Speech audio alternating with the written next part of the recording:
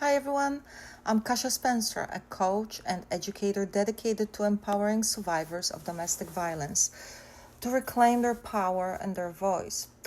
I started this channel because for far too long, domestic violence has lived in silence and shame. I lived through it.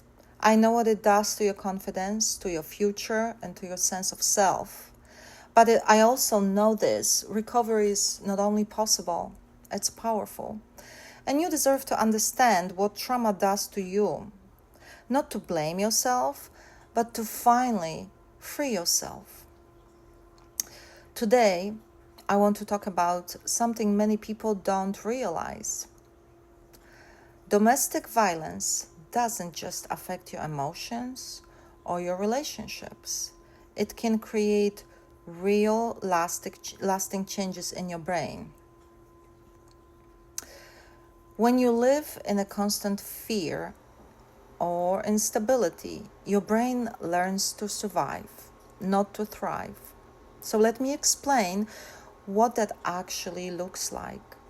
First, the stress response system becomes dysregulated. Your body stays in survival mode, and cortisol, the stress hormone, stays elevated. Over time, that changes how the brain functions. This constant stress can also impact your cognitive function. You may notice trouble concentrating, memory lapses, or difficulty making decisions. It's not because you are scattered or weak, it's because your brain has been overwhelmed for way too long. Trauma also affects emotional regulation. You might feel anxious, depressed, or emotionally unstable, not because something is wrong with you, but because stress has interfered with your brain's ability to balance emotions. And then there's neuroplasticity, the brain's ability to learn, change, and adapt. Chronic abuse can slow this down, making healing feel harder. But the good news is neuroplasticity can be rebuilt. Prolonged trauma can even cause structural changes in the brain, especially in the hippocampus and the prefrontal cortex, the areas responsible for memory, learning, and decision making. Many survivors develop PTSD, which brings flashbacks, nightmares, and severe anxiety. And again, this is normal response to abnormal experiences. And finally, trauma can cause neurotransmitter imbalances, affecting sleep, mood, and overall mental health.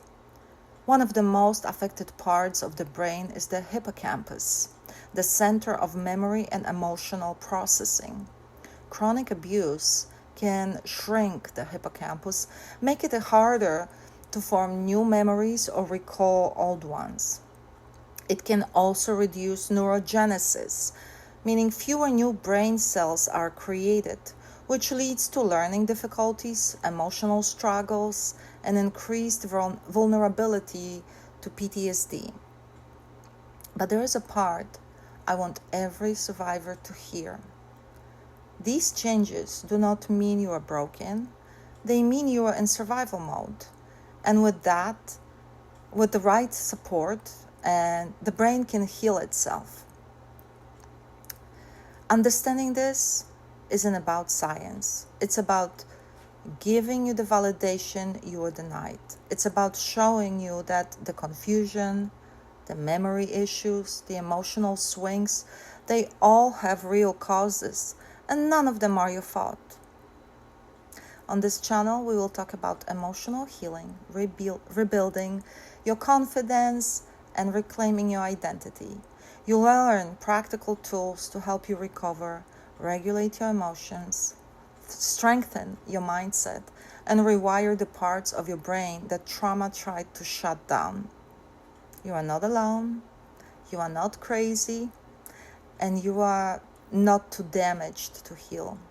I'm here to walk this journey with you, one step, one video, and one moment of clarity at a time.